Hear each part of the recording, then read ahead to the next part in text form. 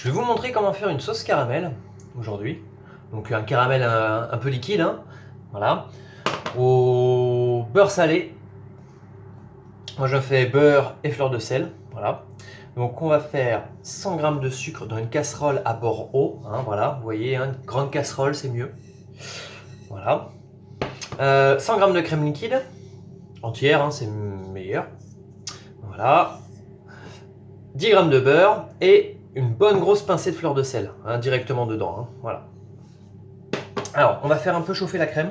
Faut qu'elle soit chaude, hein, voilà, faire attention qu'elle boue pas pour pas qu'elle déborde. Voilà, et pendant ce temps-là, on va faire chauffer le sucre. Donc le sucre bien fort, hein, pour que ça caramélise. On baissera peut-être un petit peu le feu si on voit que ça caramélise trop fort. Voilà, donc là je suis sur de l'induction. L'induction, souvent, ça va caraméliser sur le centre. Hein. Avec le gaz, on va plus avoir tendance à légèrement mélanger le bord, parce que ça va être le bord qui va caraméliser en premier.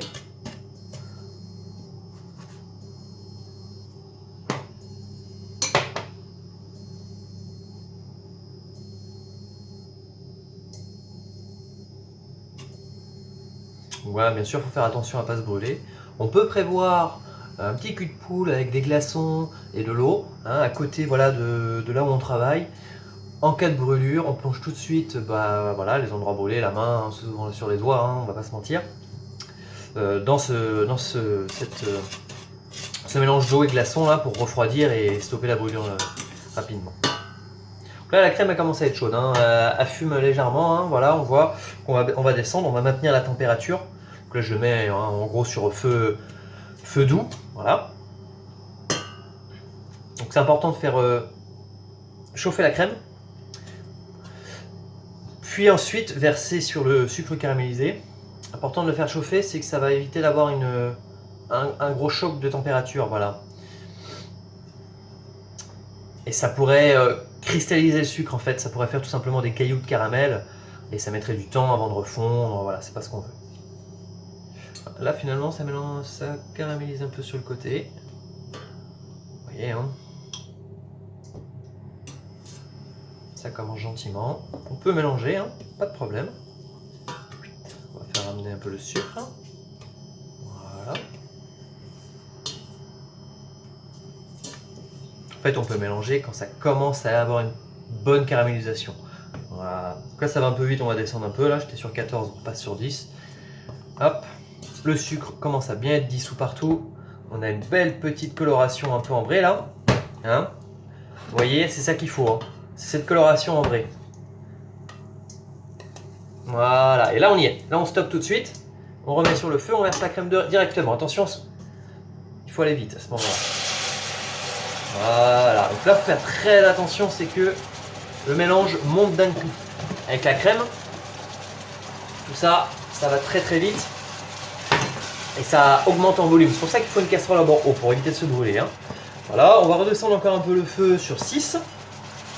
Voilà, gentiment, en mélangeant. Et là on y est là, hein. Hop, on peut tout couper. On est bon.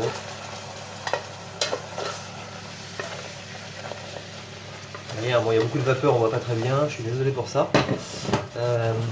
On va rajouter le beurre. Donc là j'ai coupé, hein, j'ai bien éteint le gaz, hein, ou la plaque induction. Donc le beurre, la fleur de sel. Alors moi ce que j'aime bien mettre aussi, c'est un peu de fève de thon carapé, à ce moment-là. Bon là je ne veux pas le faire, mais voilà, si vous en avez, il ne faut pas hésiter. Ça se marie très bien avec le caramel, hein, ou également de la vanille, hein, des grains de vanille comme ça directement dedans, c'est super, c'est magnifique. Et voilà.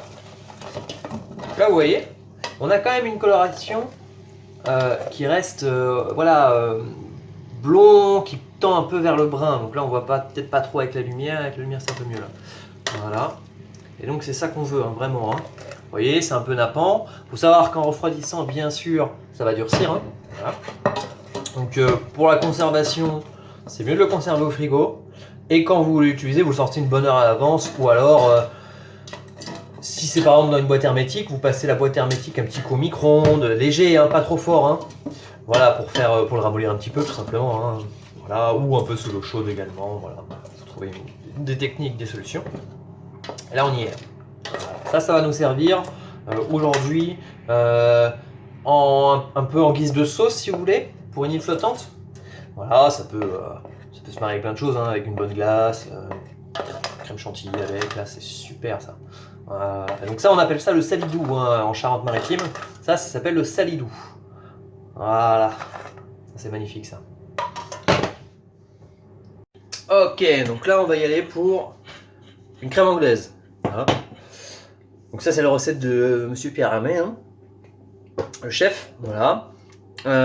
Du lait entier, de la crème liquide.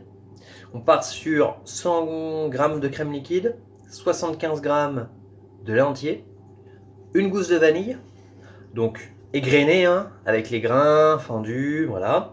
Le mieux c'est, si vraiment vous voulez qu'elle ait un très très bon goût de vanille, vous faites infuser la vanille dans le lait et la crème 2 ou 3 jours avant de faire la crème anglaise. Voilà. Donc, comme ce que je suis en train de faire en réalité, vous la faites un peu chauffer avec la vanille, vous la débarrassez, vous la filmez, vous la mettez au frais, 3 jours après, hop, on lance la crème anglaise.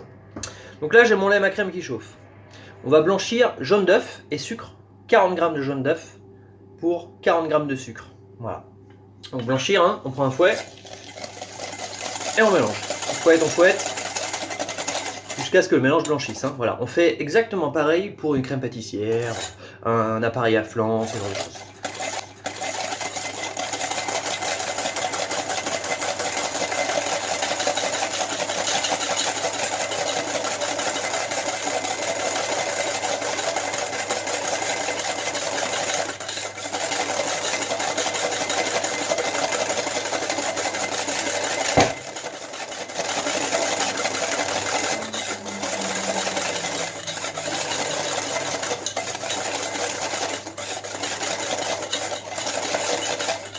Voilà.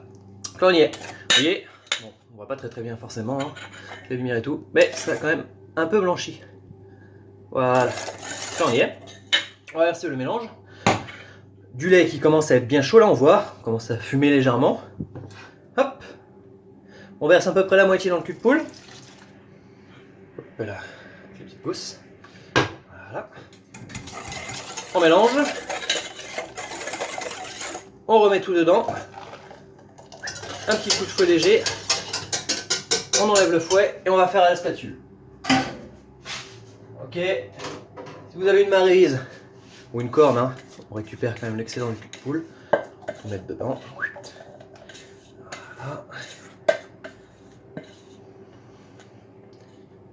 Tac.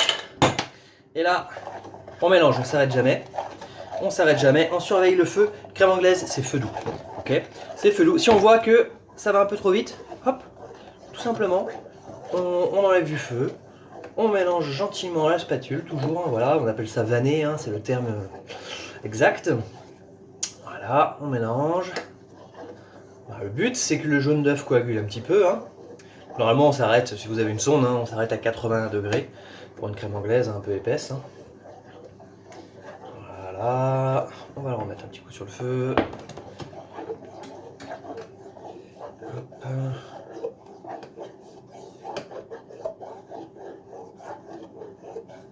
Voilà, c'est l'induction, on frotte surtout sur le centre hein, normalement. Avec le gaz, on fait attention avec l'extérieur de la casserole, bien sûr. Vous voyez, on frotte. Voilà, je fais des mouvements de va-et-vient dans le fond de la casserole et on frotte. Voilà, pour décrocher en fait la crème anglaise qui pourrait éventuellement coller sur le fond de la casserole. Hein. Voilà.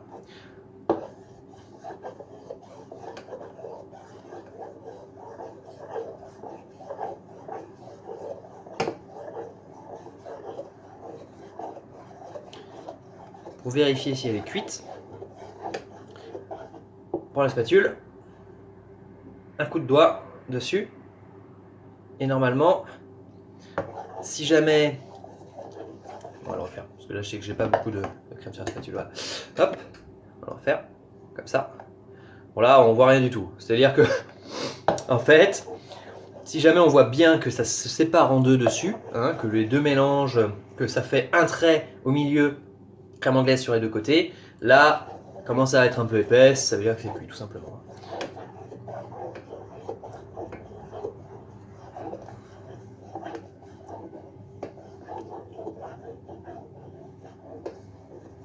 voyez, il y avait un peu de mousse au début. Là, il y en a un peu moins. Ça veut dire qu'on arrive sur la fin de cuisson normalement. On sent déjà, on le voit un petit peu qu'elle épaissit.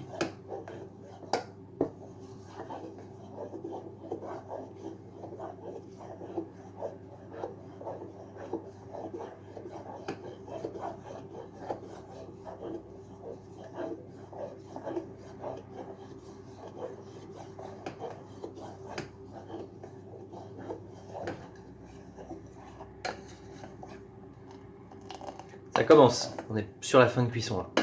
On est pas mal, on est pas mal. Alors, on met un peu sur le feu. Là j'ai une plaque induction qui va de 0 à 15. Hein. Là vous voyez je la cuis à 6. Hein, mon thermostat 6 à peu près. Gentiment. Si on va trop vite, ça va faire des grumeaux tout simplement. Hein. Voilà, ça va coaguler, on va avoir des petits morceaux de jaune d'œuf coagulé, ça va pas être super. Puis ça va prendre en plus le goût d'œuf davantage. C'est pas ce qu'on veut. En plus la vanille, le goût du lait.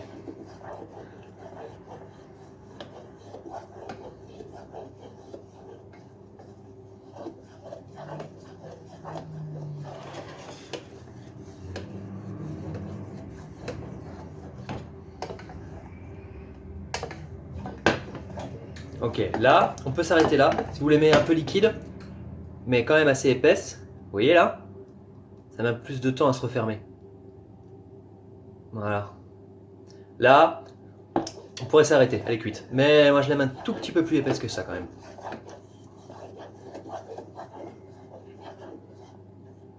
Donc il y a plein de recettes différentes de crème anglaise. Vous pouvez le faire qu'avec que du lait entier, hein, ça fonctionne aussi. Voilà, le mélange avec de la crème liquide, c'est un peu plus riche, c'est vrai.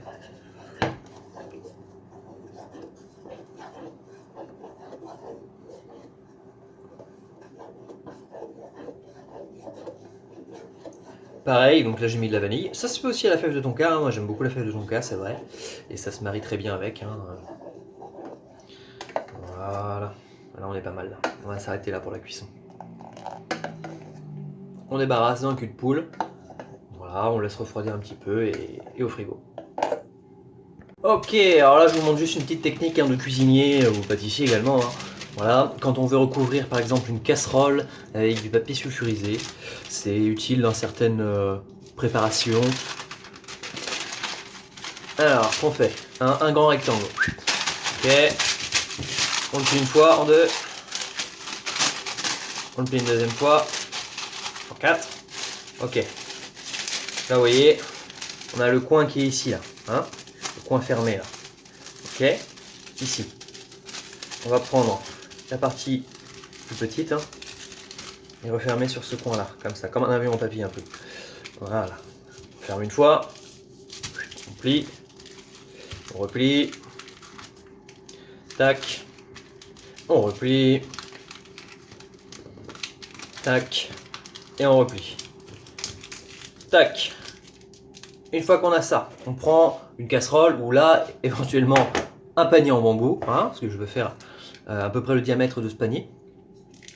Donc, on prend à peu près le centre, voilà, du panier, extérieur, on coupe, et on déplie.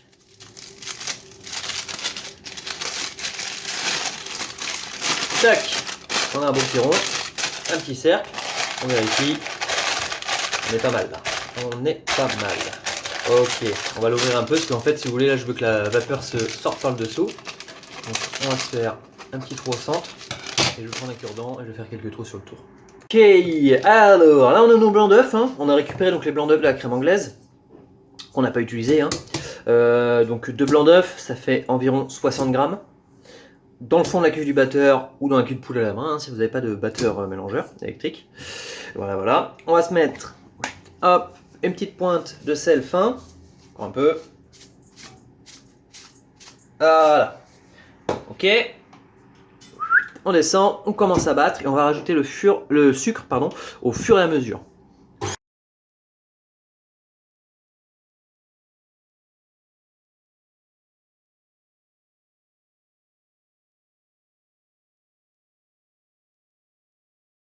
Vous voyez, commence à mousser, on peut rajouter une petite partie du sucre, à peu près un tiers. Hein. Donc là, je sais plus si je vous l'avais dit, 45 grammes de sucre là-dedans.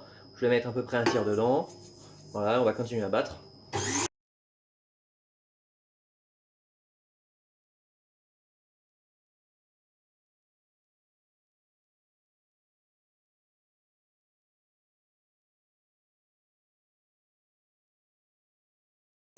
On commence à voir comment dire, le dessin du fouet qui se dessine, hein, voilà, le fouet qui se dessine dans les blancs d'œufs légèrement quand il tourne. On rajoute le deuxième tiers de sucre tout en battant.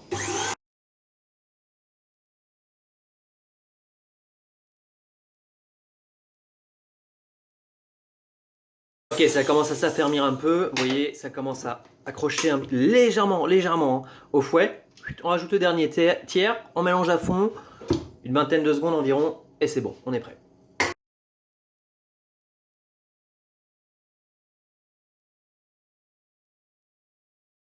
Tac. Alors voyons voir un peu comment on est là. Ah, vous voyez, hein, là ça se maintient bien, c'est soyeux, c'est beau, c'est pas trop granuleux. On y est là, là on est bon. Faut tout de suite l'utiliser sinon ça retombe. Hein. Donc, faut pas traîner là. On prend la petite poche.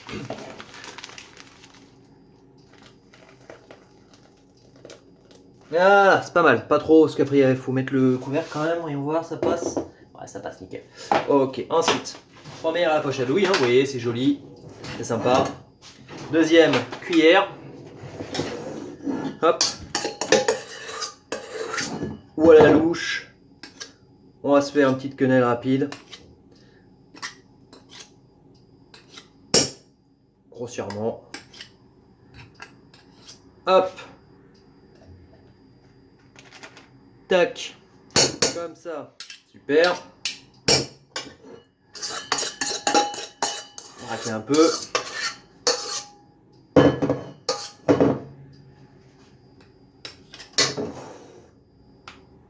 Alors, là je pense qu'on va s'arrêter à 3, il me reste un petit peu dans la poche. Je pense qu'on aurait pu en faire 4 comme ça à peu près, hein, de cette taille. Là j'ai plus la place dans le panier, ça sert à rien. Ça va très légèrement gonfler à la cuisson. Donc on va d'abord cuire celle-ci, c'est très rapide à cuire, et après je cuirai ce qui restera dans la poche, tout simplement. Donc on a notre petite chauffante sur le côté là, on va tourner l'appareil. Voilà, la petite chauffante, ça commence à bouillir. Et c'est parti. J'espère qu'il va pas trop s'échapper non plus. Allez, il n'y a plus qu'à. En moyenne, ça cuit entre 30 et 40 secondes, à peu près. C'est très rapide en fait. Ce qu'on va faire, on va vérifier la cuisson. Je vais baisser un tout petit peu, ça va peut-être un peu vite. Pour vérifier la cuisson, on va ouvrir le chapeau bien sûr, vérifier comment elles sont, et au toucher, voir si ça reste collé sur les doigts ou pas. Voilà. Si ça reste collé sur les doigts, c'est que c'est pas assez cuit, ça manque un peu. Voilà. Faut qu'ils soient un peu tremblotants aussi.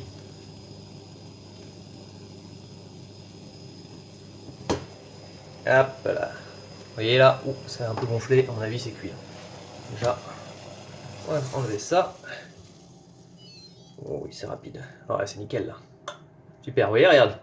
Je touche, c'est chaud. C'est chaud, c'est chaud. On touche, et il n'y a rien sur les mains. Pareil pour celle-ci, nickel. Là c'est cuit. Super, on peut les débarrasser. Hop, les mettre au frais. Et ça sera avec la petite crème anglaise, la petite sauce caramel et des amandes torréfiées. Alors là, malheureusement, j'ai pas d'amandes effilées. Donc on va faire ça, hein, voilà, c'est comme ça.